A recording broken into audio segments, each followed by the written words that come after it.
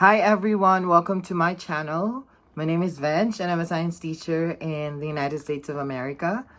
So in the past weeks, I received a lot of comments and questions from teachers if it's possible for me to create a video about the different tips that I can give or points that I can give for you to pass your teaching interview for a specific school district in the United States of America. So a lot of those who are asking are Filipino teachers who wanted to be J1 visa teachers or H1b visa teachers. And here in the United States of America, interview is very important in order for you to get a job offer. So as we all know, a job offer is needed for your visa to be processed. So interview is also used by the administrators to get to know the teachers that they will hire, to know about the experience, the qualifications. And it's very important that they know how the teachers interact, because in a classroom setting, of course, teachers will be interacting with students. So here are some of the tips that I can give you that would hopefully help you in passing your job interviews for the school districts here in the United States of America. Okay, before the interview, these are some of the tips that I can give you. Number one, you have to research the institution. You have to get to know like their vision, their mission, their goals, and even the job description. You have to take a look into that. For all of the schools here in the United States of America, they have their own website. So just research the name of the school or the name of the district, and then you will get to see all of the informations about the school, because they might be asking you questions about their mission or about the activities that they're doing in school. How can you help it and stuff like that. So it's nice that you have an idea about the school district. Number two, it's very important for you to prepare a teaching philosophy. So if you can write it in advance and be ready in advance, that's better, because I really wanted to know your teaching philosophy. And it should be strong. Okay, it should be able to get their attention. And then third, it's very important to practice. So correct practice makes perfect, and I believe in that. So make sure that you practice by looking yourself in the mirror. You have to prepare your own set of questions and then answer it in front of the mirror. Take a look at your mannerisms and your hand gestures. And then if there's a need to correct it, you still have the time to do that, because you're doing your practice, of course, prior to your interview day. So next, during the interview. So have a time, like 30 minutes to an hour, to really prepare yourself for the interview. So make sure that you look professional. Even if the interview is done virtually through Zoom or Google Meets, you still need to act as if it's a face-to-face interview. So you still need, if you can wear your professional clothes from head to toe, even if you will be seen half, that's better, so that you can really feel the gist of having an actual interview. So make sure to look professionally, because first impression is very important during interview. If they like you at first, it's easy for them to convey, to ask questions, and to relate to you as well. So it's important that you really prepare yourself and look professional. Okay, make sure also to get ready with your equipment. During your interview, if you're using a computer, prepare it in advance. Make sure that it is charged. And then if you have lights, it would help as well if you have good lighting. And find a place where you really have a good internet connection, so that there will be no problem when you are answering the questions. They will not be having a hard time hearing and understanding you. So if you can find a place, maybe a hotel room, or maybe in a place, in a friend's place where it has good signal or good coverage, that would really help. And then during the interview, these are some of the questions that they will ask from you. Number one, they will ask you to introduce yourself. So make sure that in introducing yourself, You really have to state information related to the experiences that you have that can relate also to the job that you're applying for. So, for example, if you're an English teacher, share some experiences you have as an English teacher. If you coach, speech competitions, extemporaneous competitions, that can add up to your experience. You also have to share why you chose to be a teacher, because they like to listen to your personal stories and how you become a teacher. Let's say, for example, if a teacher inspires you to become one, then you share that experience to them. You can also during your introduction or your self-introduction at the end, you can share a bit also of your teaching philosophy to them. Then after self-introductions, they will then ask you several questions, like questions on classroom management. It's very important that you share your personal experience when they ask you questions on how you manage the class, on how you deal with behavior issues. They would really like to listen if you share whatever experiences you have in a classroom setting, how you deal with a certain behavior, and then how you were able to resolve it. Make sure also that when you're sharing your personal experience, it should be student-centered. How does it benefits the child when you did this, when you did this kind of management? So make sure that it always goes back to the students on how it helped them, on how it changed the students to become better. They would also ask you questions about your classroom strategies. So make sure to share your own personal experience. Like, for example, if you're doing differentiated instruction, because you understand that all of your students are unique, so you're giving them different set of activities depending on their needs. Or if you're doing, let's say, for example, question and answer type during discussion to engage your students, or if you're doing group activities, you can be able to share that. So anything or any strategies that you're using that you think beneficial for the students, you share that as well during your interview. Then they will also ask you questions about parents' involvement. So make sure that you will be sharing positive informations regarding involvement of parents.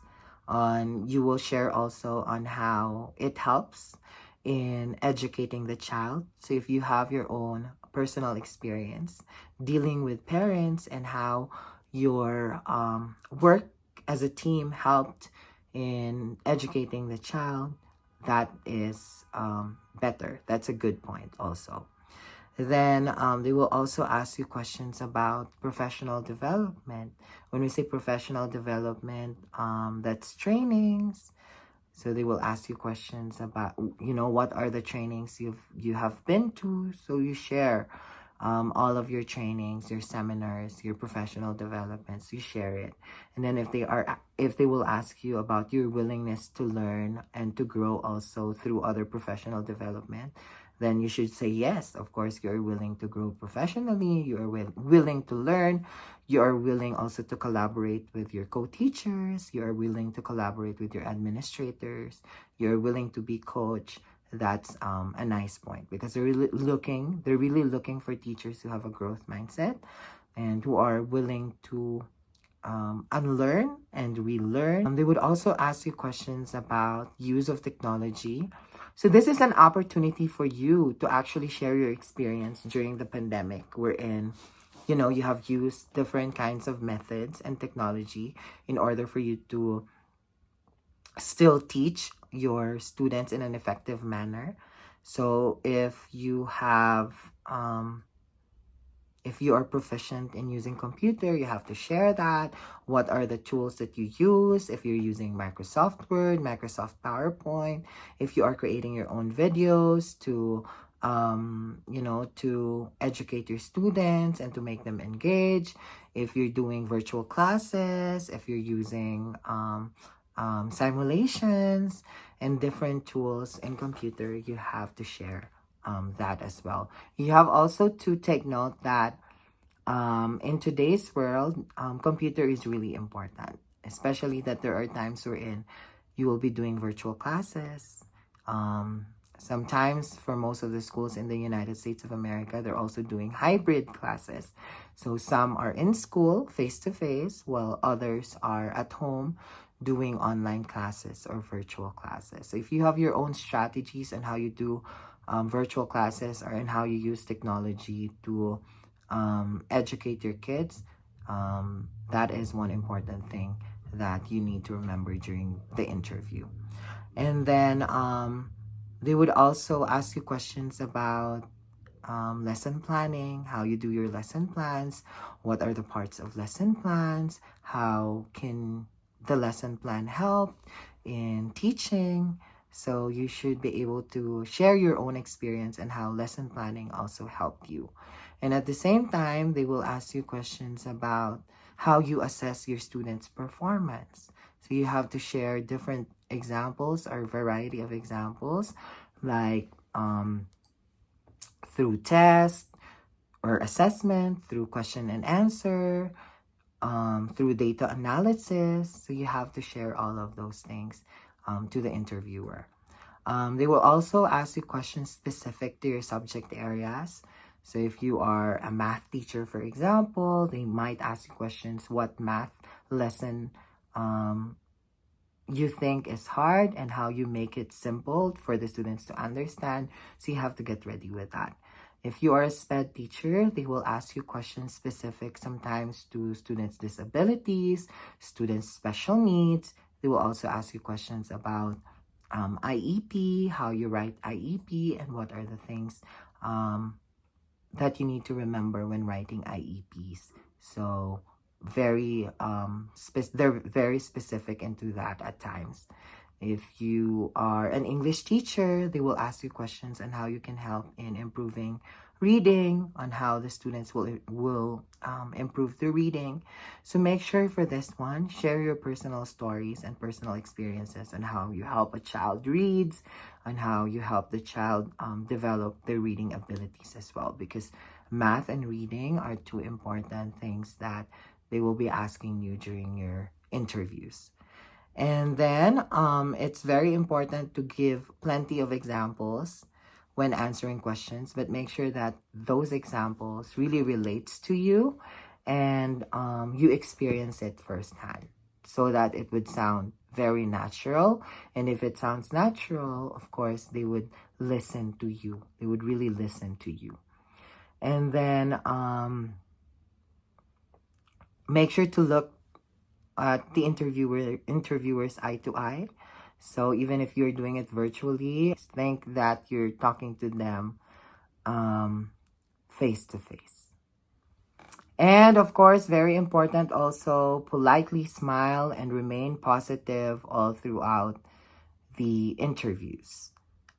Use also positive language, use academic vocabularies, avoid using technical terms or flowering words that they cannot understand. Sometimes we think that if we're using flowering words, we will sound smart, but the reality is they're looking for someone that they can really relate to, that your students will be able to understand later, because they might be thinking if you're using technical terms or flowering words, for example, you might be using that to your students and it would be hard for them to understand.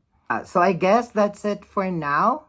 And if I have other tips that I can give you, I'm going to be posting that as well later on. But for now, I believe those are some of the things that you really have to you really have to remember.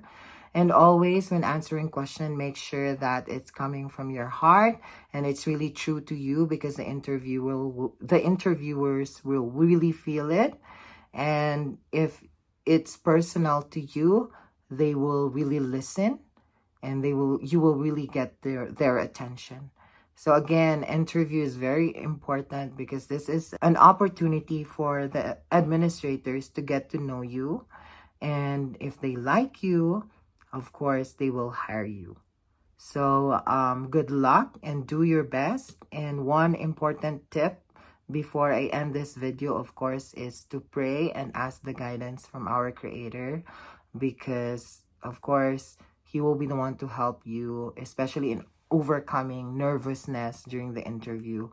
It is important that you will sound confident. So ask guidance from the Lord. And of course, before the interview, make sure to take a deep breath and relax. And then at the end of the interview, make sure to avoid asking questions not related to the job that you're applying for.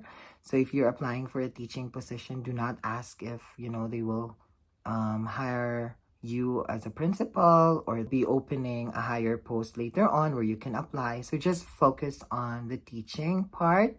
Let's say, for example, you ask questions about the school, about the kind of students that you have, or you ask questions about the trainings that they will conduct to help you.